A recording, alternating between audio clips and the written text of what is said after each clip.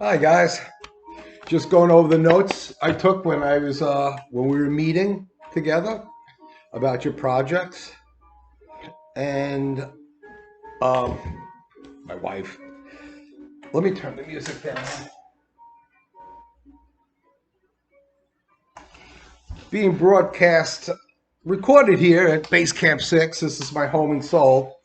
And by all means, anytime you guys, because since I am retiring, anytime you guys are in Seoul, come by. Got an extra room, got a dog, come by and say hi or spend the night. It's fine with me. I'm gonna miss you guys, especially you, Tommy. You know, and your cousin, and your cousin. You're two good. You're all good kids. You really are. But anyway, let's get back to this. What I was talking about. Um, the, what I saw mostly the most problem is recipes too long. I said for simple recipes, simple items. It's the idea wasn't to make it difficult. The idea was to make the project understandable. And 90% of you guys are there. Yeah, 90. I would say almost all you guys are, you had the idea. Some of you had very, very long recipes, extremely long and complex ones. And I mean, you did the work on it, that's fine. And I went through you guys one by one and really basically told you what to do about cutting them down and making them smaller. Uh, Keywords are always important. They just make life a lot easier because you guys understand most of the culinary English, and I do have some following videos looking online for things that first of all I think you'll enjoy. They'll help you not necessarily with the projects because you should be done by when you're watching this, or at least finishing it up because this is Thursday, this is class, and it's due Friday, and I did that on purpose to make it due Friday because it give you an extra day to fine tune it.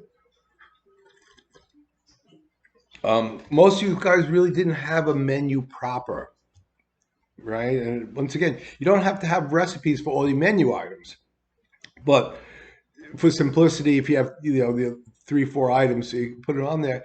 And some of you guys had menus, and an A4 paper with just Mr. Gim's kebab house. That's all. Name it anything you want. You know, ooh, a lot of rain, a lot of rain. It's really you can see the glary, the very cloud cover today. Um,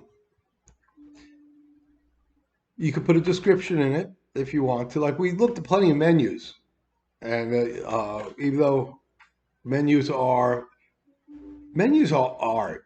They're not really science. They don't follow grammar. They don't follow a lot of rules in that way. So you'd have like just say kebab because we talked about that. It would be you know roasted lamb on a toasted pita with yogurt sauce. That could be a title of that.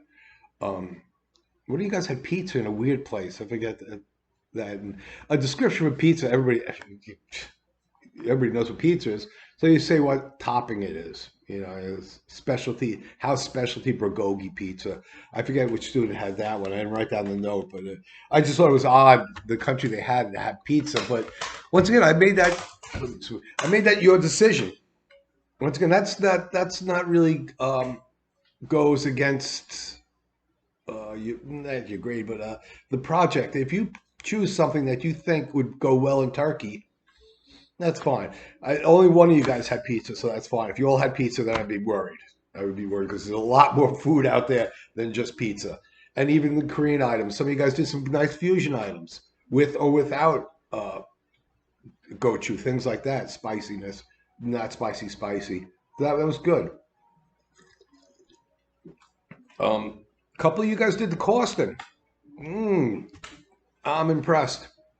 I'm impressed with that. Costing is not easy, not fun, but it is very essential in our business because if you don't know how much things cost, 90% of restaurants I know, even in this area, because there's a little restaurant row here. It's a lot of like sheikdom, more like drinking houses. I'm near the mountains, and The hikers come down and they go for the Pajon and Sam Gupsel stuff. But their prices are all competitive, meaning that they're all basically the same price. There's no real difference in any of the prices. There are differences in quality, though, but I think that's my personal taste. There's one guy who has a Pajon I really liked in the house next door. It's okay. But I'm sure other people do like it. And that's the idea of a restaurant rows. You have a lot of times almost the same restaurants together, but they will all have a competitive price. But you know what it is? Usually people don't really price their items. And there's a friend of mine who has a coffee shop here. And I ate them all. She makes like madeleines and things like that. And she has one madeleine covered in chocolate and nuts and a plain madeleine, and she sells it for the same price. And I ask her, how much is one? And she tells me it's Channel Bacon. I'd be like, oh, no. How much it costs you to make? She was clueless. She was, oh, I don't know. But you're selling these two items that have very different toppings. So, I mean, you don't want to make the ones with the toppings twice as expensive, but you make the normal ones a little higher to meet that price. Because you don't want this kind of price difference because you never sell these. Excuse me. They'll never sell these. So that's very important to understand price adjustment. Something like salads or another thing, or well, I think you probably pretty know. You go to the Sam Gupsel Jip in the winter, and they give you 3 pieces of lettuce and 1 piece of gay nip, and you got to go more, please, because it's expensive. It's really expensive in the winter, and in the summer it's really cheap. But you don't really have to do that if you price things correctly. Yeah, there's going to be fluctuations, and maybe in the winter it's going to cost you a little more at that for those 3 months.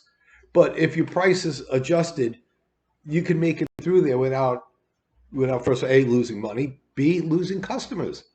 People, oh yeah, like people, yeah, they don't seem to mind to ask for extra here, but I've seen some dirty looks from Hachimasa. The third time you ask them for some more lettuce, they're looking at you like, and that's definitely in the winter. Pricing structure is very important. How to price things. And I really wish we could have even more classes on costing. I know you guys don't like that. I I've done costing in other classes, and you guys understood it. You guys all did the homework. You all, I check it in your test work. A lot of you guys did very, very good on there. Even on the mid test, which you guys, by the way, look good, all good. There's up and downs, of course. Some of you guys did good on the costing. Some were right on the nut, right on there. Some of you guys, I don't know, your basic math, and I told you could use your calculator. I said that'd be okay, using your hand phone as a calculator because that's a reality. Not in high school. High school they wouldn't let you do that, but I mean it's reality. That if you were a chef, I'd give you a calculator if I was your boss and ask you that. And with costing too, wow. I don't know if you hear it. It's thunderous out there. Um, sorry, I just literally there's the rain. Um, with costing and stuff like that, you don't have to be right on the nut. You can get this approximate thing, and then the makeup cost, the MU that I always talk about, the 10%, 5%, or even go up to 20%, covers that fluctuation. Fluctuation means the prices of produce don't stay the same; they go up and down, especially by seasons. Some things go up and stay up. Meat does, things like that. Once a price of gogi goes up here, it's rarely going to come down, so you wouldn't have to really adjust for that. But fresh produce, the more your menu has, the more you have to adjust it. You have a thing like one of our students has a pizza place in Kimhei, which he doesn't have a name card. He graduated quite a few years ago, and he has his own pizza place, and he grows his own basil and sanshu. And he grows it on the rooftop of the restaurant, and he doesn't advertise it, but I would if I was him. I have myself a. Let's see if I can move this without making a mess. One of the hydroponic. Kill myself. I turned it off because of the lights. The lights are bright, and let's see. Oh yeah. But see, I grow my own lettuce, basil. And I showed this to him, and he's very, very interested because he grows basil for his pesto. And pesto, I think you guys know, is giant moon over. Oh, Leon's barking. That's Leon barking. Pesto is 80% basil, so it could be a really expensive thing. Speaking of Muno, how about that? Huh? Yeah, it's a doorknob. It's a door handle. Fits the house. That's true. What are you barking at, Leon? Come here. Who's a good boy? Come here. He's barking at somebody outside. Up, up, up. He doesn't know what to do. Do I come up? Okay. Up, Leon, up. I know he doesn't know how to react that way. Up, up. There you go. That's the boy. Oh yeah, he likes his treats. Yeah, I'll show you more of him later. He's a good boy. So getting back to the menus and recipes, right? A recipe is a map. It really is. It's the way you can convey what you want when you want it. Now, places that use menus, a lot of corporate, a lot of hotels use menus. Small places really don't, but you do need to you should take notes and should write it down, because eventually, hopefully, you can take a day off. You hire people to work for you. You show them what to do, but you're going to have to give them a simple recipe in case they forget an item. Oh, green onion goes in there. I forgot.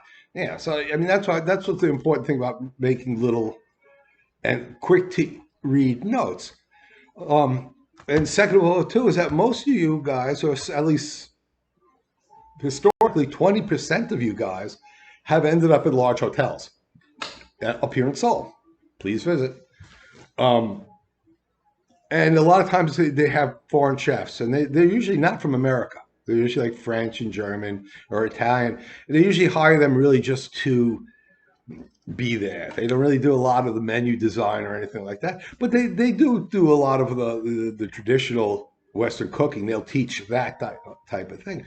But the problem is a lot of times they don't speak English clearly. It's a second language for them too.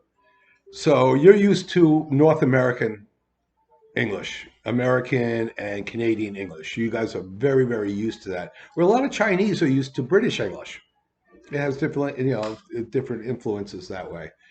Um, so you're going to need to communicate on a very basic level, and that's why the simple words like saute, chop, konkuse, those words they know. Those words you know. You know them in English. You know them in Korean. They know them in English, and they know them in French. You know what I mean? So you have a grounds of communication, which is very, very important, and that's what this class is one key point of this class too, is the communication. And I realized that you guys did understand a lot of this because your projects were very, very good. Mid-tests are okay. They're not great, but they're okay. But the projects, I was I'm not saying surprised, but very happy to see that this what I was trying to convey worked. That I was looking for, like, I'm an executive chef in a hotel. I could be in Dubai, and you could be a Korean worker with the Lotte Hotel in Dubai. So you could be working with an international chef in an international situation, and he wants to know, how do you make bulgogi? And obviously, there's many ways of making it, but he wants a simple way, you know. And that if somebody came up to me and goes, "What is bulgogi?" It means, the name means fire meat or cooked meat or grilled meat, and it's marinated in soy sauce, gochu. Sometimes I've seen some sikcho. There's a lot of it.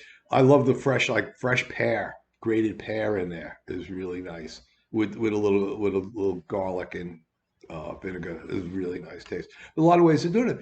Well, that's what we're talking about. That's how simple some things are. You know, marinate meat for, depending how thick it's cut, right? Because in Korea it's cut very thin. Real top round curls. You don't really see that too much, at least in my experience around the world. I've never seen it that small, except in Asia. Chinese are good for cooking quick and things like that, and even Japan's not a big meat eater per se like that. So,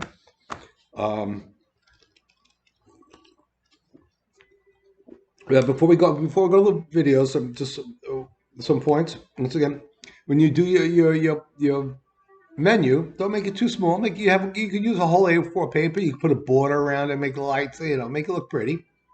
That's fine. Or if you don't, if you know, that doesn't once again dependent on your presentation. But I want you guys to own it. Make it yours. Make it yours. Um, Shorten your recipes. Shorten your recipes. Some of them are really too long. Check your spelling. I didn't see too much misspells. I always tell my students if you use Hangul, use HWP. If you're going to do it in English, use Microsoft Word. It picks up a lot of mistakes and spacing problems. Um, well, the third one, well, the menu items all were fine. I didn't see any. They said the only one I had a small question about was the pizza, but it's acceptable. It's acceptable. We can totally go with that. Um, the costing too. Usually, like if you cost it out, usually you add like 20 to 30%, and that's usually your menu price. Now, there's things you have to talk about like electricity, water, things, yeah, taxes. They all have a lot to do with it, um, but not necessarily all of it. So. Um, let's get to the videos. These are actually really good videos. I actually should have thought about this earlier. They're not my production. They're not school production, but they are ESL recipes. They talk about it and they have a good understanding of it. Once again, we're not an English class, and that's not what we are, but we are doing it in bilingual. So that's why I think we'll post these. They're fun. The last one is, I don't know if you guys know the series of Friends, but they deal with it's a comedy. I think you probably could do it. My wife loves it. It deals with all comedy of people living together, and the segment's all about food and food names and idioms, things like that. So I think that's a good thing. Plus, it's teaching through humor is always a great thing to do. Um, I'll see you at the end of the videos. I'm not wrong with tea in the afternoon. Okay, guys. See you at the end of the videos.